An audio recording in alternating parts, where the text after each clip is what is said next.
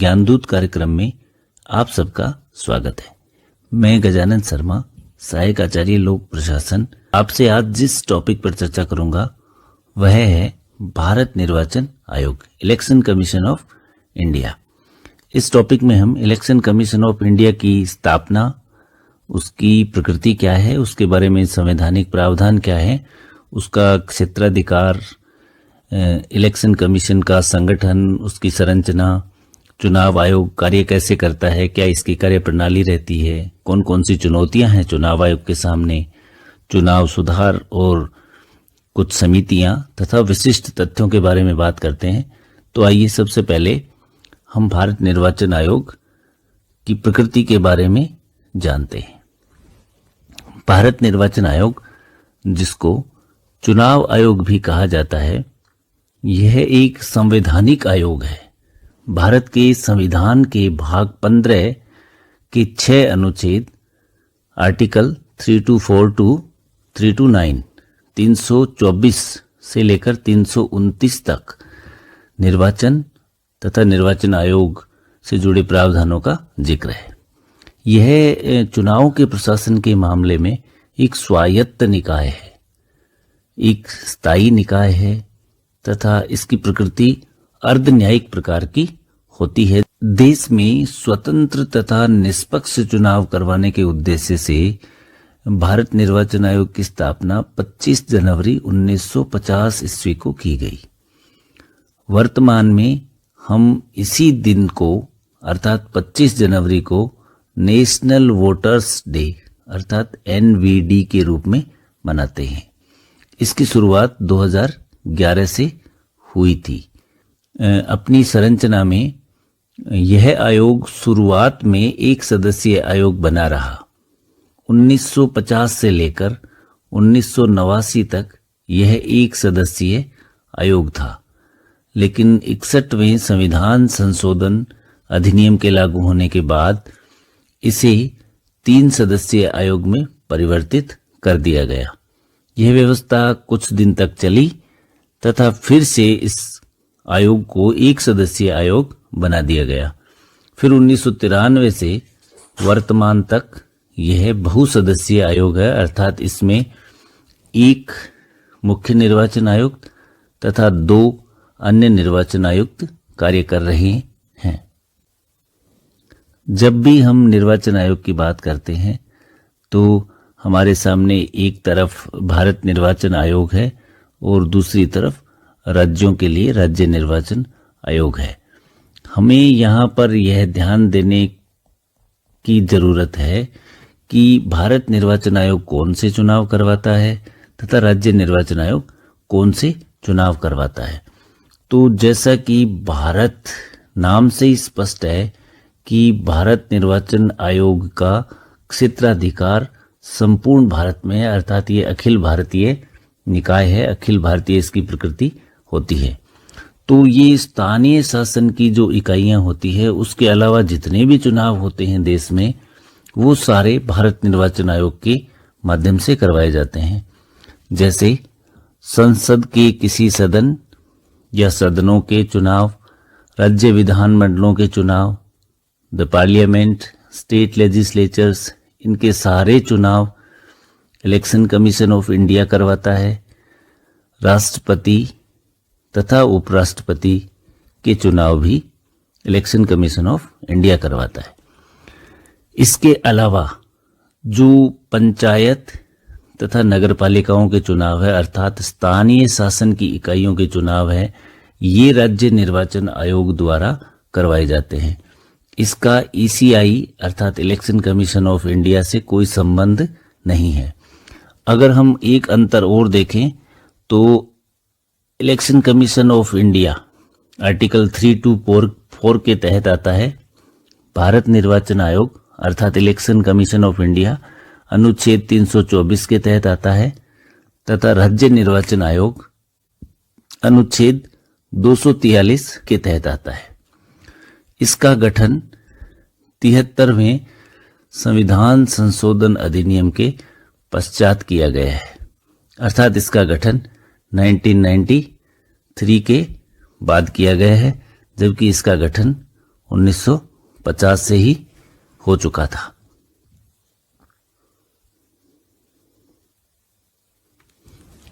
आयुक्तों की नियुक्ति, जैसा कि हमने संरचना में देखा कि इसमें एक मुख्य चुनाव आयुक्त होते हैं तथा 2 चुनाव आयुक्त होते हैं।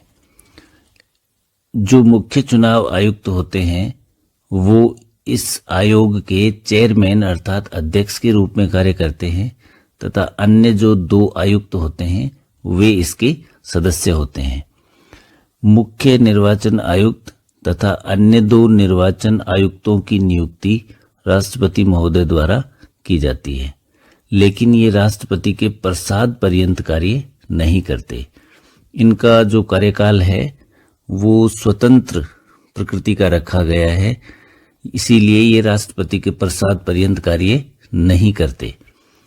इन सभी आयुक्तों की अर्थात ये 3 जो आयुक्त हैं, इन तीनों आयुक्तों की शक्तियां, पावर्स, सैलरी अलाउंसेस, वेतन भत्ते तथा अन्य जो भी लाभ हैं वो सारे समान हैं और इनको सर्वोच्च न्यायालय के न्यायाधीश के समान शक्तियां, वेतन भत्ते मिलते हैं।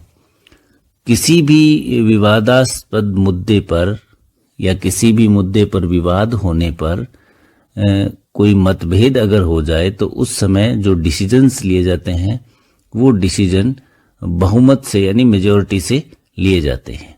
आयुक्तों के कार्यकाल त्यागपत्र संबंध में संविधान में कोई प्रक्रिया का उल्लेख नहीं है। इनका कार्यकाल 6 वर्ष या 65 वर्ष जो भी पहले हो, अधिकतम 6 वर्ष अथवा 65 वर्ष जो भी पहले हो,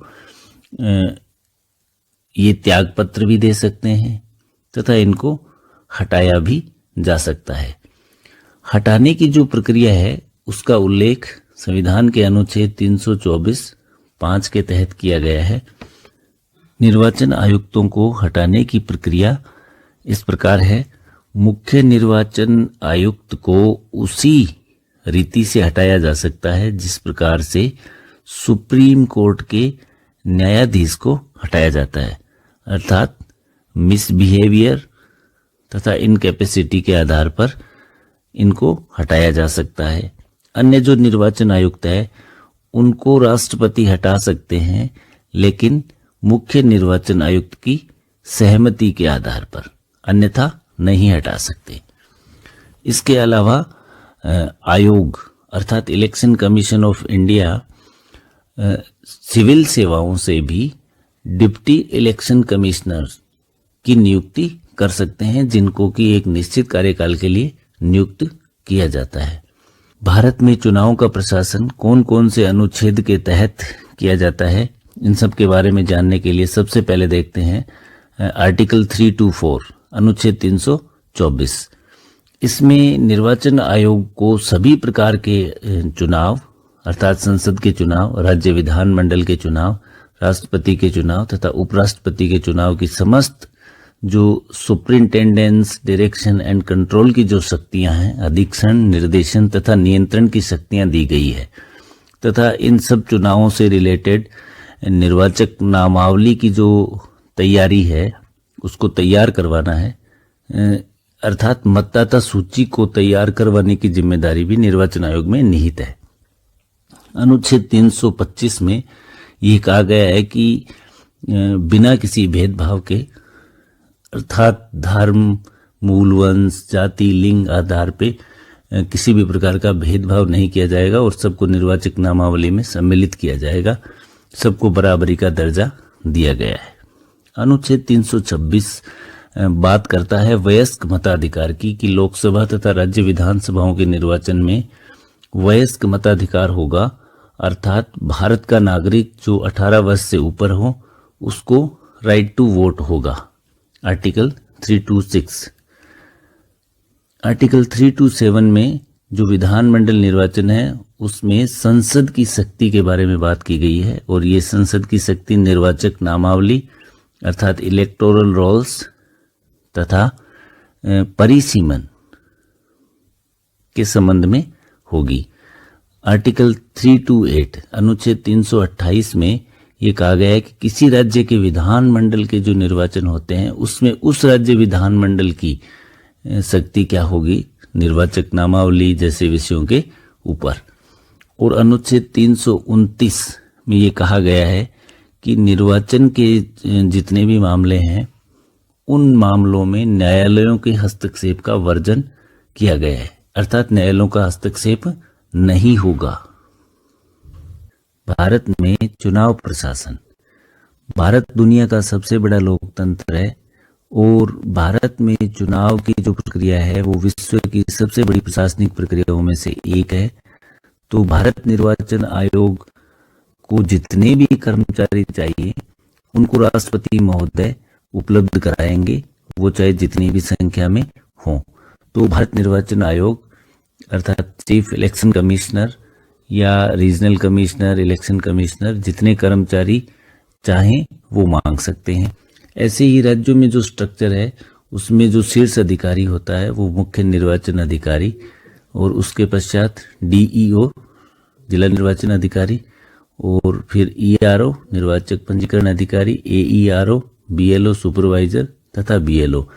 इस प्रकार की एक व्यवस्था बनाई हुई है जिसके तहत ये सब लोग कार्य करते हैं और निर्वाचक नामावली को समय पर तैयार करवाया जाता है।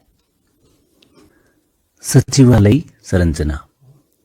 भारत निर्वाचन आयोग का सचिवालय जिसका हेडक्वार्टर नई दिल्ली में है, इसमें कई संभाग होते हैं, नियोजन, प्रशासन, न्यायिक एवं विधिक संभाग, संचार एवं सूचना प्रौद्योगिकी, समन्वय।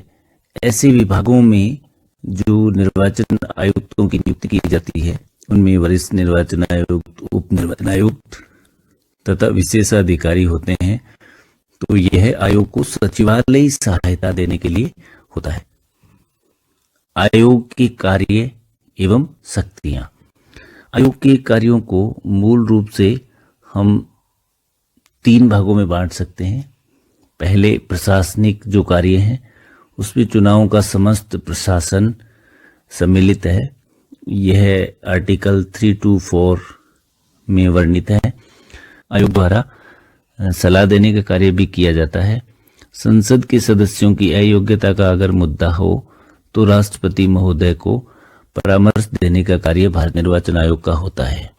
अर्ध न्यायिक शक्तियों में न्यायिक विवाद तथा निर्वाचन से जुड़े हुए मसले, निर्वाचन से जुड़े हुए जो विवाद हैं उनको सुलझाने में आयोग अर्ध न्यायिक शक्तियों का प्रयोग भी करता है।